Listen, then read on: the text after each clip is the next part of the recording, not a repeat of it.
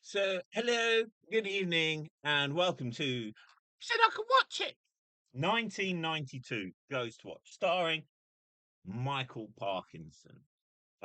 15, probably 16 actually at the time. This is a TV drama, something called Screen One. Screen One was BBC always had these afternoon sort of dinner shows. This was 9 p.m.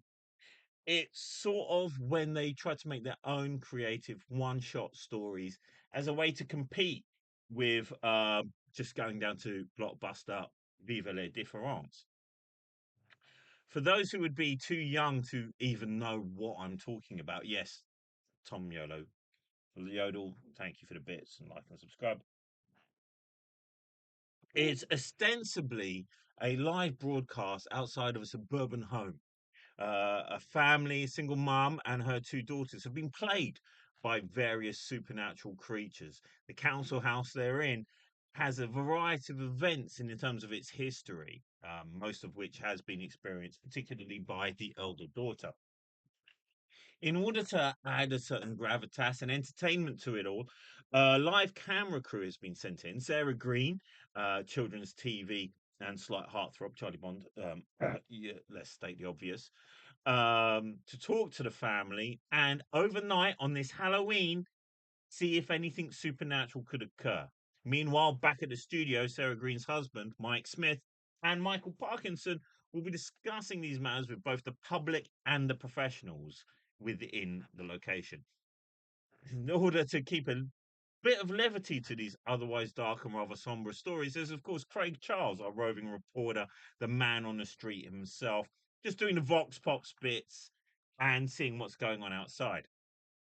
Seems simple enough for an hour broadcast. However, as events unfold and technical errors occur, more and more is shown to be in a darker story.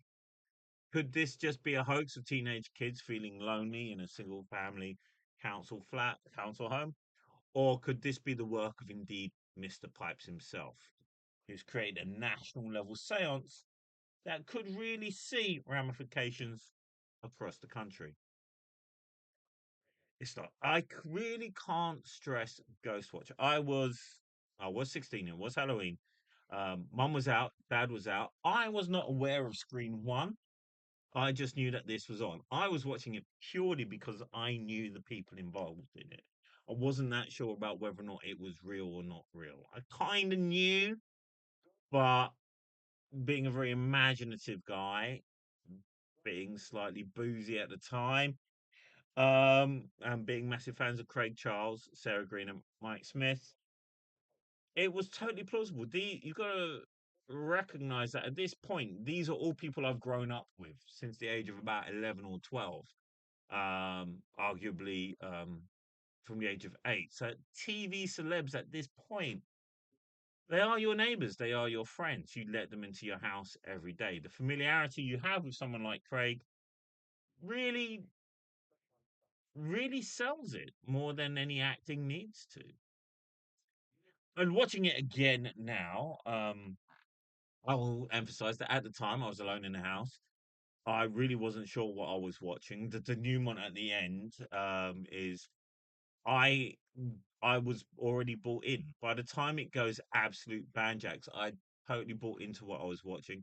My own paranoia about what I was watching, trying to read the TV guide and going, oh no, but it's a folk, the elements of doubt had seeped in to that Abdullah Ablongata. At which point, just in the last 5 minutes, my mum came home. The house was totally dark, just and the door slammed shut behind her, and I screamed my ass off. Absolutely did. Was it effective? Yes. For those of you who don't know, Ghostwatch caused a certain national outrage. Um, People phoned up the phone line that's within it. I understand that even people died. And there was a points of view special about it the following day, never been repeated.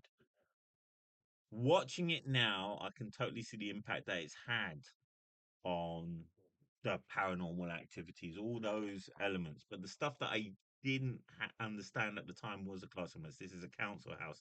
There's a reason why they can't just walk out of the place. You see this later in the Poltergeist reboot. Um, the character types that they roll with, totally makes sense. Greg is a cheeky chappy. Sarah Green ultimately is put as a counterpoint to Parkinson. She's very earnest. As a children's presenter, she's used to working with young kids, trying to get them to open up, being non judgmental. Meanwhile, Parkinson is playing the over severe patriarch, complaining that it's all nonsense. It is a weird time watching it again towards the last part. Yes, you have the idea of a cursed area, a ley line. There is the real distaste that would have probably gone past me at the time. This is made in a sort of a pre there's a certain Peter Geddon era of like the late 90s to early noughties when it came to computers. But when you hear child and the implication that this is a ghost of a child molester, it is pretty disturbing. There's also the idea of it being some sort of like ghost. The guy himself was possessed by an evil nun. All of it seeded, none of it too explicit. Yes, you can look out for Mr. Pipes, and yes, there are sort of camera images here and there. But ultimately, it does pace really well. I think it's works because the lack of sound is just very somber. It's not so much jump scares, but within the pacing itself. And I gotta say, even watching it now, alone in the house, I totally got unnerved. If I'd watched this time last year, we were having problems with the pipes and a boiler. I would have pooped myself. You would not be watching this video right now. Immediately after watching the film again, quite late, I spent most of the evening double checking all the doors about 3 times. The slightest crack or the slightest hint. It works. Would it work for a new audience? I don't know. I don't know. I think so much of what draws me in is my engagement and knowledge of these personalities. Watching it as a piece of the past as opposed to of the time, I'm not too sure if it would really hold up. I do remember very soon after going to university and hearing everyone being so knowing about the acting and the staging, oh so clever, oh so wry. But I think it's that postmodern uh reflex of smug superiority that just goes with being a 19-year-old Star Trek fan.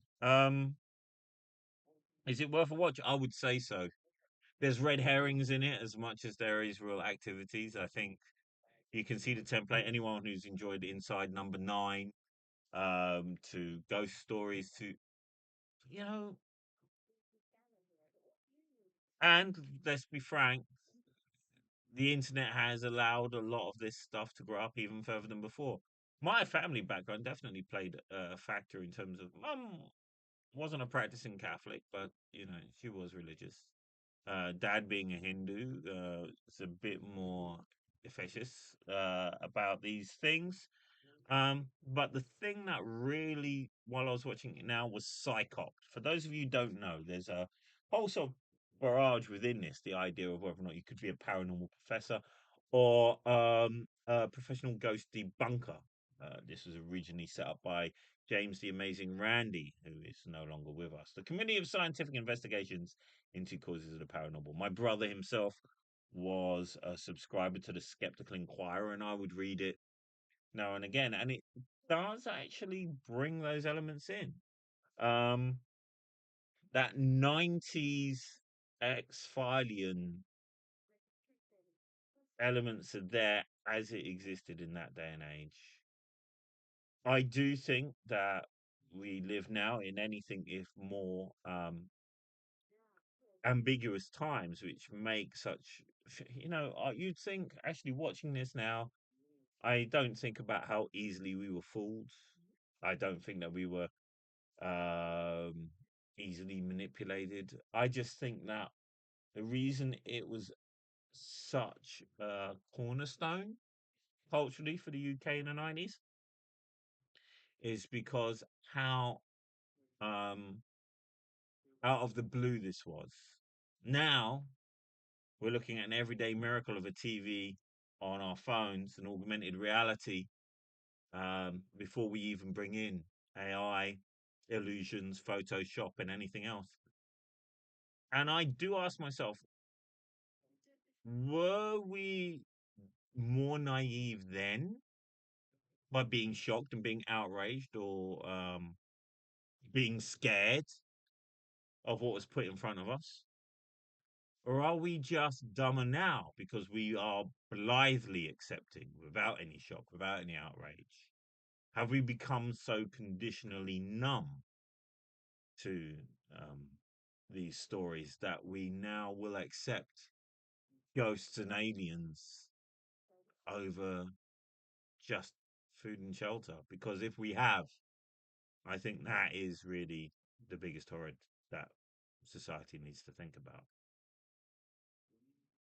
On that note, thanks for watching. Like and subscribe. Stay scared, and I'll see you next time.